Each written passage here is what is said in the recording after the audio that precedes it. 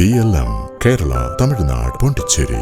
മുഖ്യമന്ത്രി V D സതീഷിനെതിരെ രൂക്ഷമായ പ്രതികരണവുമായി CPM സംസ്ഥാന സെക്രട്ടറി MV ഗോവിന്ദൻ രംഗത്തെത്തി. പറയുന്ന കാര്യങ്ങളിൽ ഉറച്ചു നിൽക്കാത്തയാളാണ് വി ഡി സതീശനെന്ന് അദ്ദേഹം കുറ്റപ്പെടുത്തി.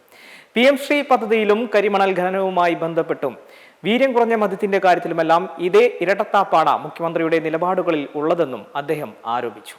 ഇടത് സർക്കാരാണ് കേരളത്തിൽ അധികാരത്തിൽ എത്തിയതെങ്കിൽ ഒരു കാരണവശാലും PM ശ്രീ പദ്ധതി നടപ്പിലാക്കില്ലായിരുന്നുവെന്നും MV ഗോവിന്ദൻ പറഞ്ഞു. PM ശ്രീ എതിർത്തതിന്റെ പേരിൽ ഇടത് നേതാക്കളെ അറബിക്കടലിലേക്കും ചവറ്റുകുട്ടയിലേക്കും എറിയുമെന്ന് പറഞ്ഞവരാണ്. എന്നാൽ മുഖ്യമന്ത്രിയായ അധികാരമേറ്റയുടൻ തന്നെ യാതൊരു ജാള്യതയുമില്ലാതെ പദ്ധതി നടപ്പിലാക്കുമെന്നാണ് സതീശൻ പ്രഖ്യാപിച്ചത്. അദ്ദേഹം കുറ്റപ്പെടുത്തി. ഈ ഇരട്ടത്താപ്പാണ് മുഖ്യമന്ത്രി വി ഡി സതീശന്റെ മുഖമുദ്ര. ഇത് ഞങ്ങൾ നേരത്തെ ചൂണ്ടിക്കാണിച്ചതാണ്. മുഖ്യമന്ത്രിയാകുമ്പോൾ അതിൽ മാറ്റം വരുമെന്നാണ് പ്രതീക്ഷിച്ചത്. എന്നാൽ അദ്ദേഹം കഴിഞ്ഞ ദിവസം കുട്ടനാട് MLAക്ക് നൽകിയ മറുപടിയോടെ അദ്ദേഹം മാറാൻ തയ്യാറല്ല എന്നാണ് മനസ്സിലാക്കാൻ സാധിക്കുന്നതെന്നും MV ഗോവിന്ദൻ ആരോപിച്ചു. കരിമണൽ ഖനനവുമായി ബന്ധപ്പെട്ടും മുഖ്യമന്ത്രിക്ക് ഇതേ നിലപാടാണെന്ന് ഗോവിന്ദൻ കുറ്റപ്പെടുത്തി. സ്വകാര്യവൽക്കരിക്കുമെന്ന് പരസ്യമായി പറയുക, സ്വകാര്യവൽക്കരിക്കില്ലെന്ന അസംബ്ലിയിൽ പറയുക അദ്ദേഹം കുറ്റപ്പെടുത്തി. അതേസമയം മദ്യനയവുമായി ബന്ധപ്പെട്ട ഇപ്പോഴും ചർച്ചകളൊന്നും നടക്കുന്നില്ല. UDF മദ്യനയം തീരുമാനിച്ചതിനു ശേഷം ബജറ്റിൽ പാസാക്കിയ കാര്യം നടപ്പിലാക്കാനോ നടപ്പിലാക്കേണ്ടയോ എന്ന് തീരുമാനിക്കുമെന്നാണ് മുഖ്യമന്ത്രി പറഞ്ഞിരിക്കുന്നത്. നല്ല രീതിയിൽ ഇളവുകൾ നൽകിക്കൊണ്ടാണ് ബജറ്റ് പാസാക്കിയിരിക്കുന്നത്. ഖജനാവിന് 600 കോടിയോളം രൂപ നഷ്ടം വരും. ഇനി അത് എങ്ങനെ മുന്നോട്ട് പോകുമെന്നത് കണ്ടറിയണം എന്നും അദ്ദേഹം കുറ്റപ്പെടുത്തി.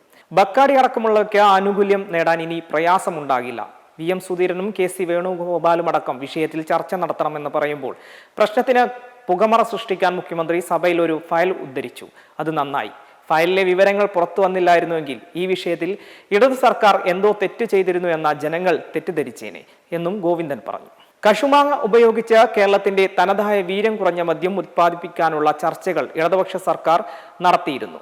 പച്ചക്കറിയും മറ്റു ധാന്യങ്ങളും ഇതിൽ നിന്നെല്ലാം വീര്യം കുറഞ്ഞ മദ്യം ഉത്പാദിപ്പിക്കാനുള്ള സാധ്യതകൾ ചർച്ച ചെയ്തിരുന്നു.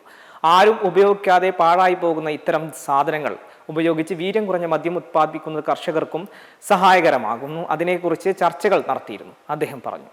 ചർച്ചകൾ നടക്കുമ്പോഴാണ് ബക്കാടിയുടെ കത്ത് വരുന്നത്. വീര്യം കുറഞ്ഞ മദ്യത്തിന്റെ നിർവചനം എന്താണെന്നും അതിന് ഫലപ്രദമായ പരിശോധനയിലൂടെ റിപ്പോർട്ട് കിട്ടണമെന്നുമാണ് ഞാൻ മറുപടി എഴുതിയത് MV ഗോവിന്ദൻ വ്യക്തമാക്കി. മെമ്പർമാരുടെ നിക്ഷേപങ്ങൾക്ക് ഉയർന്ന ലാഭവിഹിതം നൽകുന്ന കേന്ദ്ര സർക്കാർ സഹകരണ registered society Bharat Lajna multi state housing cooperative society limited.